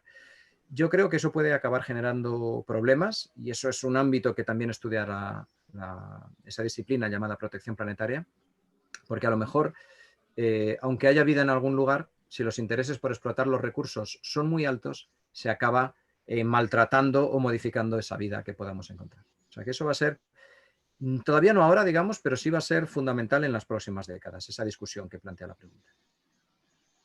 Aquí tenemos una pregunta de Bolivia. Este es Marcelo Barrero y pregunta, la pregunta es si evolutivamente se puede anticipar la extinción de la vida como parte del mismo proceso. También es una pregunta muy interesante. Mire, lo que sabemos hasta ahora es que la vida ha ido sobreviviendo a muchos eventos de extinción. Desde que la vida comienza, hace, como decíamos, unos, vamos a decir, 3.700, 3.800 millones de años, tenemos a Luca, ¿no? Y luego ya primeras bacterias y evolucionamos. Pues solo fijándonos en la época ya de más a la derecha de ese diagrama temporal, es decir, más reciente, más cercana a nosotros, en la que hay pluricelulares, pues se han cuantificado y se han caracterizado 5 grandes eventos de extinción de la biodiversidad. En esos casos, por distintos factores, por cuestiones ambientales de tipo un vulcanismo muy grande en algunas zonas o por la caída de un gran meteorito, como pasó en Chicxulub hace 65 millones de años, pues baja mucho la biodiversidad eucariótica. Muchas especies desaparecen, grupos enteros de especies desaparecen, dinosaurios o trilobites. ¿qué ocurre? Que el resto de la vida continúa. Es decir, la vida, gracias a esa fabulosa capacidad que tiene de adaptarse, porque muta y se interacciona con el medio y se adapta al medio, pues aunque haya un grupo de seres que desaparecen, los otros se buscan la vida, nunca mejor dicho, para evolucionar y progresar. Entonces, lo que pensamos, aunque es difícil hacer predicciones, ¿verdad? Pero lo que pensamos es que aunque haya eventos de extinción, la vida como tal prevalecerá. Y por lo tanto, un planeta que haya tenido vida, como es el nuestro, siempre tendrá vida. Y eso es también muy interesante de pensar. Hace 2 o 3 preguntas hablaba sobre Marte, ¿no? A lo mejor Marte tuvo vida en el pasado, como decíamos, el hemisferio norte de Marte estaba lleno de agua, a lo mejor ahí surgió la vida. Pues puede ser que si surgió la vida, siga existiendo esa vida en algún lugar. Quizá en el subsuelo, quizá en esos lagos muy salados que hay en la subsuperficie de Marte que ya se han empezado a caracterizar. A lo mejor ahí está escondida la vida. Porque lo que nos dice el único caso de vida que tenemos, que es el de la Tierra, es que nunca se extingue por completo. Que aunque haya dificultades, esa vida se adapta y continúa y es capaz de colonizar los ambientes. O sea que a lo mejor no nos extinguimos nunca mientras exista el planeta. Claro, el planeta dejará de existir cuando el Sol, ¿verdad?, vaya creciendo, vaya, digamos, absorbiéndonos y dentro de unos 5.000 millones de años desaparecerá la Tierra. Ese es el límite máximo que tendremos, ¿no?, para la vida, ¿no? Ahí desaparecerá la vida. Pero hasta entonces, a lo mejor, aunque haya eventos de extinción, el resto de la vida continúa. Perfecto. Perfecto. Aquí tengo otra pregunta de Andrés que dice, ¿cree que será posible generar una célula artificial en las próximas décadas? Mira, sí, es cierto, el campo del origen de la vida está también relacionado con el campo que llamamos biología o vida sintética. Muchos laboratorios están haciendo experimentos, y eso es un campo pionero en la actualidad, muy, muy, muy potente a nivel tecnológico, en el que lo que se busca es esto que hemos dicho, que es fundamental, replicación, metabolismo, compartimento, ¿verdad? Pues simularlo dentro de una célula artificial. Se hace un compartimento, por ejemplo, de lípidos, que es capaz de formar una membrana, y se ponen moléculas capaces de hacer o de funcionar como material genético y hacer catálisis, establecer un protometabolismo. Claro, eso es muy difícil de hacer desde cero, de que con moléculas, digamos, que simulan las condiciones de la primera vida. Lo más fácil es tomar moléculas prestadas, entre comillas, de los seres vivos actuales e intentar reproducir el proceso, sabiendo que más o menos ya funciona porque la vida actual funciona, ¿no? Entonces, bueno, hay algunos trucos metodológicos, pero está realizándose en distintos lugares. El laboratorio más puntero para eso es el de Jack Szostak en Harvard, en Massachusetts, Estados Unidos, que están haciendo cosas muy interesantes. Pero hay otros países también, por ejemplo, en Alemania hay iniciativas muy interesantes de lo que se llama Synthetic Life y que en cierta medida converge con el origen de la vida y que también tiene aplicaciones tecnológicas, porque a veces se es un poquito menos ambicioso y se dice, bueno, en lugar de querer generar una vida sintética de nuevo, lo que voy a hacer es alterar mucho seres vivos que ya existen y, por ejemplo, generar microorganismos que sean capaces de degradar moléculas tóxicas. Entonces, los altero su vida para hacer biotecnología avanzada. O sea que es un campo muy interesante. Tenemos una pregunta aquí de Andrés Morales que dice, Osiris Rex trae regolito del asteroide Bennu. ¿Esperan encontrar algo a nivel orgánico? Bueno, los asteroides como Bennu o como Ryugu, ¿verdad? Hace poco nos ha llegado Hayabusa 2, la misión japonesa, ha traído 5,4 gramos, esto es de esta semana pasada, los más aficionados a la exploración espacial seguro que lo han seguido, de otro asteroide, ¿no? En este caso Ryugu y Osiris Rex de Bennu. Bennu todavía no lo ha traído, ya lo ha cogido, lo ha captado y está en camino para acá. ¿Qué esperamos encontrar? Pues sí, moléculas orgánicas, es lo que más nos gusta, claro. Sabemos que va a haber sílice y materiales inorgánicos, pero lo que más nos gusta para intentar dar pasos en este camino hacia la vida son moléculas que puedan servir como ladrillos para generar química prebiótica, es decir, a lo mejor aminoácidos ya hechos y derechos, como se ha encontrado en algunos sistemas, o a lo mejor componentes de esos aminoácidos, o a lo mejor componentes de ácidos nucleicos, ¿no? Lo que se ha visto hasta ahora, analizando asteroides o analizando meteoritos que en el fondo son fragmentos de asteroides que nos llegan a la Tierra, o analizando núcleos de cometas, como hizo la famosa misión europea con Philae, digamos, la primera aproximación a un cometa, ¿no? Al núcleo de un cometa y posado a un cometa, que fue el cometa 67P Churyumov-Gerasimenko. Pues bueno, lo que se ha ido viendo hay que, en el mejor de los casos, aparecen moléculas pequeñas, biomoléculas muy interesantes, pero nunca se ha visto biomoléculas grandes, tipo proteínas, ácidos nucleicos. Eso no se ha llegado a ver. Lo que pensamos es que a lo mejor esos cuerpos menores del sistema solar lo que están es proporcionando una serie de moléculas pequeñas que pudieron actuar como ingredientes adicionales en la sopa prebiótica.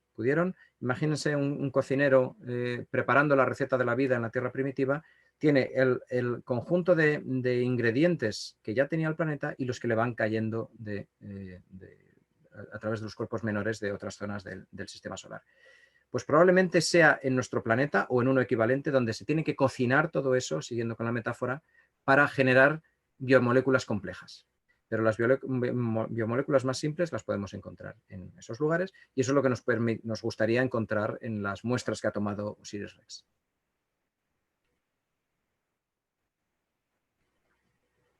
¿Hay más preguntas? Aquí hay otra pregunta de Ricardo Cabrera. Él también es académico de este curso. Quiero recordarles que esta es la última clase, el último momento de este fantástico curso de astrobiología que dicta la Universidad de Chile. Y la pregunta es de Ricardo Cabrera, que dice: gracias por la charla, doctor Briones. Hay un aspecto de la vida en la Tierra que es su dimensión planetaria. ¿Considera relevante esto para que la vida continúe a largo plazo y evolucione? ¿O puede durar millones de años de manera local sin hacerse planetaria? Ricardo Cabrera. Muy bien, muchas gracias, Ricardo. Yo creo que esa pregunta está relacionada con la anterior, en la que decíamos que la vida se ha ido adaptando y ha ido colonizando todos los ambientes, ¿verdad? Lo que sabemos de la vida en la Tierra es que realmente en relativamente poco tiempo debió colonizar todo lo que tenía a su disposición. Primero las aguas, luego las superficies emergidas, y que se hace planetaria muy rápido. Porque, bueno, imaginen un planeta sin vida, un gran supermercado de moléculas de las que los seres vivos pueden comer. Pues lógicamente se van dispersando y lo van colonizando todo, ¿no? Probablemente los planetas en los que haya vida, esa vida será también planetaria, es decir, estará extendida en todos los ecosistemas posibles. Porque además lo que sostiene la vida es la red de reacciones ecológicas, de interacciones ecológicas que forman los ecosistemas. Entonces, cuanto más amplio y más rico es eso, más resistente se hace a la destrucción de la vida en eventos de extinción, como decíamos. Tengamos una red muy amplia y seremos más resistentes. Tengamos una red planetaria y la vida podrá durar mucho más que si la vida estuviera localizada en ambientes pequeños. Entonces pensamos que, ya digo, en cuanto se da un tiempo suficiente a la vida, se convierte en una dimensión planetaria. Perfecto. Y aquí la última pregunta, profesor, sería, bueno, hay más preguntas, pero ponernos al tiempo y su tiempo. Vamos a dejar esta última pregunta. Estoy a su disposición. Catalina Victoria Bustos Quevedo pregunta: buenas tardes, profesor. Mi nombre es Catalina Bustos, de Santiago de Chile.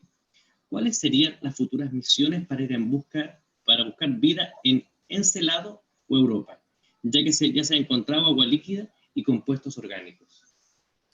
Pues sí, mira, buena pregunta también, gracias. Hacia Europa hay ya dos misiones muy avanzadas, en el estado muy avanzado de desarrollo. Una se llama Europa Clipper y otra se llama JUICE. JUICE, escrito Juice, es una misión de la Agencia Espacial Europea que va a hacer sobrevuelos de Europa y de otros satélites galileanos de Júpiter y va a intentar conocer lo mejor posible la superficie y también esos océanos interiores, incluso pues eso, interaccionar con las posibles emisiones de vapor de agua. Esa es la europea. Y la norteamericana, que se llama Europa Clipper, va a centrarse más en Europa, en los demás satélites galileanos, Ganimedes, Calisto y Io, aunque Io se le va a ver menos también por la europea porque es demasiado volcánico, pero Ganimedes y Calisto no van a ser objeto de estudio por Europa Clipper. Entonces se va a centrar más en Europa y va a hacer sobrevuelos muy cercanos, muchos, en distintos lugares de esa luna para intentar averiguar más. O sea, esas dos están ya muy avanzadas. Probablemente la europea salga en 2022, dentro de muy poquito, y la norteamericana en 2025. Es decir, eso salen dentro de poco. Tardan 8 años en llegar, Europa está muy lejos y bueno, pues tardará 8 años en llegar y nos darán resultados. En cuanto a Encélado, de momento no hay ninguna misión aprobada, pero también es un gran candidato que se espera poder investigar dentro de poco. Entonces hay ya misiones en distinto estado de desarrollo que esperamos las aprueben dentro de poco y que bueno, pues también puedan llegar a este lugar que, como decía, es muy prometedor para la vida. Doctor Carlos Briones, a nombre de la Universidad de Chile, de la Facultad de Ciencias Físicas y Matemáticas, y del doctor Luis Campuzano, que es el coordinador de este curso de astrobiología, quiero darle las gracias por compartir con nosotros su conocimiento, por hacer esta charla tan interesante. Creo que la mayor parte de la gente que está acá también se siente representada por esta idea. Así que, nada, darle las gracias y que contarle a aquellos que no alcanzaron a estar acá, ¿ya? Que le puedan decir a los asistentes actuales que esta charla va a ser subida hacia el YouTube del Centro de Astrofísica, al fanpage de Facebook del Departamento de Astronomía de la Universidad de Chile, también del Centro de Astrofísica en Facebook, y muy probablemente también se lo pasemos a la Facultad de Ciencias Físicas y Matemáticas para que también la puedan subir en YouTube. Pues por mi parte, encantado de haber estado con todos ustedes. Como digo, Chile para mí es un país fundamental en todo lo que tiene que ver con el origen, con los extremófilos, con la búsqueda de vida. Entonces, es un placer poder estar hablando para todos los chilenos y también para los amigos y compañeros que se han conectado desde otros países. Y bueno, pues por seguir haciendo también lengua en nuestro idioma, ¿no? Hacer ciencia en español, que es bueno, pues una lengua muy potente en otros ámbitos de la cultura y que también la ciencia tiene que seguir siéndolo. Entonces, muchas gracias, muy honrado de estar con todos ustedes. Muy buenas tardes. Adiós a todos. Gracias por asistir a la última clase del curso de astrobiología de este año 2020. Que todos estén muy bien. Hasta luego. Chao, doctor. Gracias. Gracias a todos. Gracias por todo.